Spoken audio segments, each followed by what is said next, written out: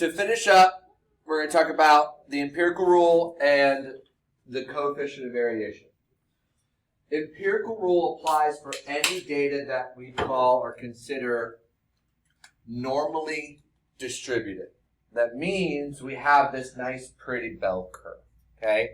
Symmetric bell-shaped distribution, a standard normal distribution, follows this 68, 95, 99.7 rule, where approximately 68% of our data is going to fall within one standard deviation of our mean. So if we take our mean and we add a standard deviation and we subtract a standard deviation, that range of values captures 68% of our data points. If we do two standard deviations above and below the mean, that captures 95% of our data. 3 standard deviations captures 99.7% of our data values. Okay? And so we get this empirical bell curve, which kind of breaks down the segments based on those percentages. 1 standard deviation above and below gives us 68% of our data. If we split that in half and we look at the left half versus the right half, that 64% divided by 2, 68% divided by 2, gives us the 34%. So 34% of my data will be 1 standard deviation below. 34% of my data will be 1 standard deviation above. Together, that's the 68%. When we extend 2 standard deviations, we get a little bit more. Okay? So 2 standard deviations is 95% of our data. If we take out the 68% in the middle, we get these extra percentages. Okay? So the 95% for the whole thing, if I take out this 68% from 95, I'm left with 27%. So it's an additional 27%. We split that in half. That's where we get these extra 13.5% from. Okay? Where we get the extra 13.5% is from that additional 27% being split in half. And then we go all the way out to 3 standard deviations. Okay, again, that's 99.7% of our data. We are getting the difference between the 95 and the 99, an extra 4.7%. Split that in half. That's where we get the extra 2.35 for these areas here. Okay? And so using the empirical rule and the standard deviation, we can find what percentage of the population has values between these certain dividing lines. All right? And so we're going to start with, get rid of all this extra stuff. Actually, it'd be a little easier if I just do this. All right? And we look at a survey. And we say, okay, we got National Center for Women's Health Statistics. The mean height of women in this age group was 64.1 inches. That's our mean height, with a sample standard deviation of 2.6 inches.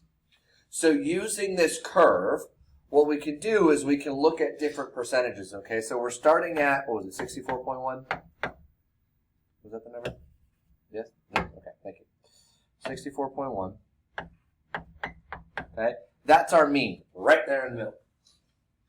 If we add and subtract our standard deviation, we find these new lines here.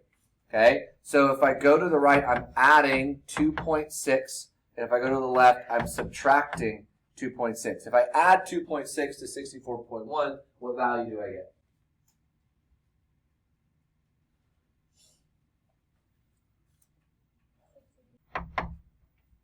So we get 66.7. If I'm adding 2.6. Yeah. I was like, am I losing my mind? Nope. Okay. Not today, at least. All right. We go up 2.6. We get 66.7. 1 standard deviation above. And then what about 1 standard deviation below? What value do we get?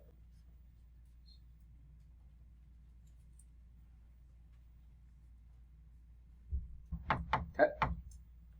So within that range, that means that for our population, 68% of people will have heights between 61.5 and 66.7 inches. That's 66% or 68% of our data. They will have a height between those two values. We can keep going outward, and we can subtract our standard deviation again, and we can add our standard deviation again, negative 2.6 in that direction, and positive 2.6 in the other direction. So if I go 2 standard deviations up, add 2.6 to 66.7, what do we get?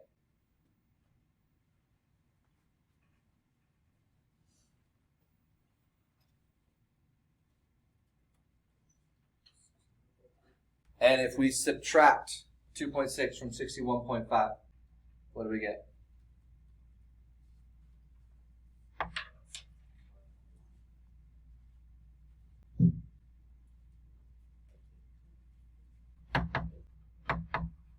Okay, so 2 standard deviations out is the range of, make that a little bit smaller, 58.9 all the way to 69.3. 95% of women in that age group will have a height between 58.9 inches and 69.3 inches. So that encompasses 95% of our data. And then we could keep going and do another standard deviation out, and we're going to get 99.7% of women with their heights between 3 standard deviations of our mean. That happens for our normally distributed data.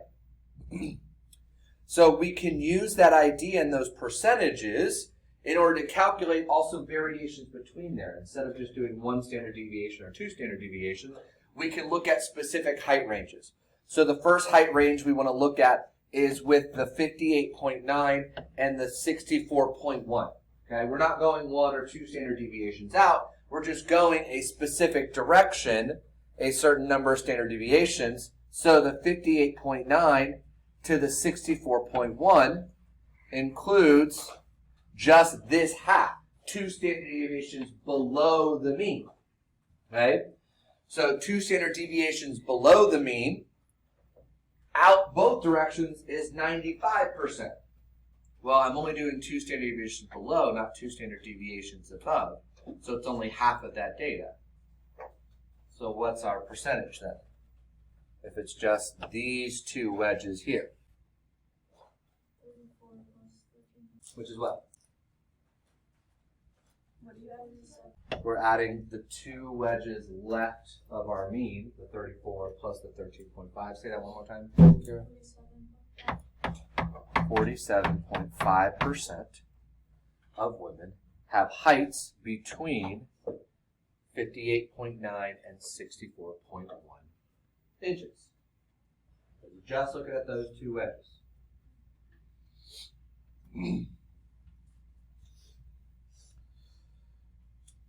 If we want a different grouping, we're now looking at between 61.5 and 69.3. Okay, so where's 61.5? How many deviations above or below? 1 below. 61.5 is 1 deviation below. And then 69.3 is where? 2 above. So I want 1 below and 2 above. So I'm going to take the 68, that is the 1 deviation above and below, and I'm going to add in half of the 2 deviations, the 13.5. So we have the 68 and the 13.5 gives us what percentage? 81.5% of women have a height between 61.5 and 69.3. So we could break it down by any subsections based on those boundaries of our standard deviations. I could find the percentage of women with heights between 66.7 and 69.3, 13.5%. Okay? Or the percentage of women who have less than 58.9. Okay? So we can calculate those different percentages based off of this normal distribution. I'm going to always give you the 68, 95, 99.7, those numbers, as part of the empirical rule. But you need to be able to break down those wedges based off of that bell curve. So something that's often helpful, and I'll even do it myself if I'm doing it on my own, is I'll start with my own bell curve, and I'll break it into my standard deviations, and then remember that, okay, this is the 68, this is the 95, 3 standard deviations is going to be 95's out to there. 3 standard deviations is going to be the 99.7, and just kind of break it up on my own to get these percentages. And then figure out what wedges you need, and then add those together.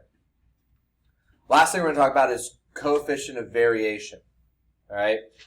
Coefficient of variation is a really useful tool when we are comparing different quantities in a data set, different variables, or even different data sets. And it really shines when our data values in each set are of vastly different magnitudes.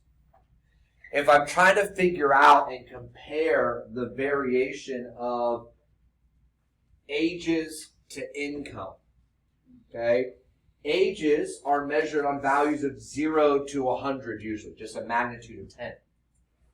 But income can be measured with variations on a magnitude of 10,000, 100,000, or 10,000, like 6 digits within income. You can have someone making $30,000, or you can have someone making $3 million. There's a large variation in income, especially compared to the large variation in age. So when we're looking at standard deviation, income is naturally going to have a much larger variation than age just because of the magnitude of the numbers. So it's hard to get a concrete comparison of, oh, well, this number's more, these data points vary more than the other just because of the vast difference in the magnitude of the data. That's where coefficient of variation comes in. It describes variation as a percentage of the mean. So it's comparing each standard deviation to its own mean, then allowing us to compare the two data sets to see which one varies more relative to the scale that it's at. Same thing with heights and weights. Heights, most of those are going to be within the 60 to 70 range, okay? Weights can vary a little bit more, and those are also in higher numbers. So looking just at the standard deviation for comparison doesn't give as clear of a picture of comparing the variation. So whether we're dealing with a population or a sample set, the calculations are the same. We take the corresponding standard deviation and we divide by the corresponding mean. Okay? So it's the standard deviation divided by the mean. Either a population standard deviation and a population mean, or a sample standard deviation and a sample mean. That'll give us a decimal. We multiply it by 100. That gives us our percentage. So go ahead and in your stats, under your list, I want you to go ahead and put in all the values for the height in one table and all the values for the weight in the other table. And in a couple minutes, I'm going to ask you for the standard deviation and the mean. If you want to clear out a data set, a list, okay, found this out yesterday, thanks to Mr. Samini. You go up to the top where it says the list number and it starts to list out all the data values. Just click enter and then, click clear and then enter, and it'll clear out the data set. And then you can retype in the values. And then you can go over to the next data set. If you need to clear it out, you can, and then hit enter, it'll clear it out. You'll have to get your mean and your standard deviation one at a time under the stat list. When you go to calculate one variable statistics, you can get your first one from the first list.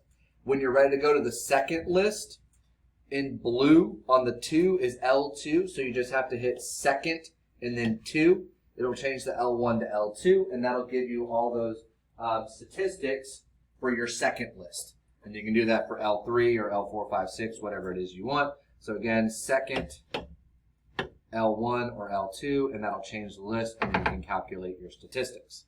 So go ahead and calculate the standard deviation for the population of the weight or the height. We'll do height first. Standard deviation, as well as the mean for the height, and then we'll also do it for the weight, and we will compare those.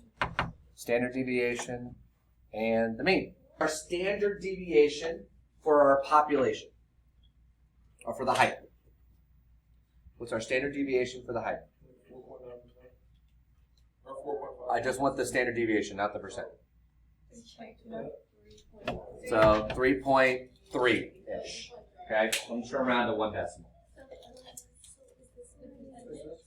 We'll get to the percentage in a minute. What's my mean height?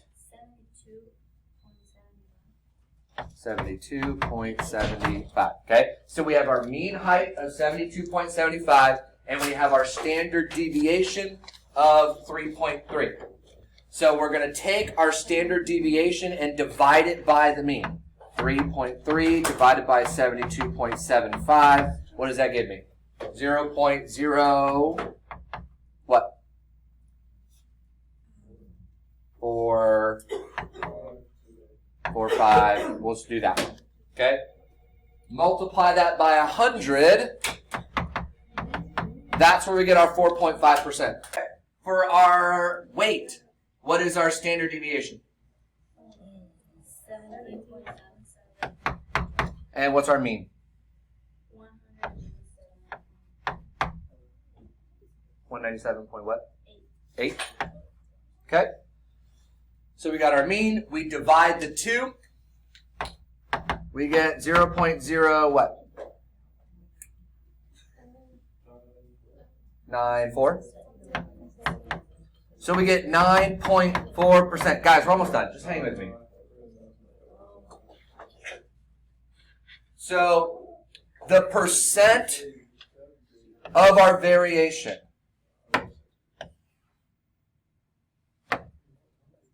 The mean, or I'm sorry, the height has a variation, a coefficient of variation of about 4.5%. The weight has a coefficient of variation of about 9.4%. So it's comparing how much it's varying relative to its own mean. The weight has a much larger mean, so it's going to have a larger standard deviation naturally, versus the height with a lower mean and a lower standard deviation. The standard deviation for the height is about 5 times that, or I'm sorry, of the weight is about 5 times that of the height. But because they're much larger numbers, naturally, that comparison doesn't do us very good. But when we do it based on a percentage, we can see that relative, the weight has a larger variation relative to its own mean than the height does, by about 2 times as much. So that percent allows us to compare the variation even when our data sets have different levels of magnitude. Okay? That's the point of the coefficient of variation. Very useful in comparing data sets of different levels of magnitude. Okay? All right. We are done. Any questions? Yes.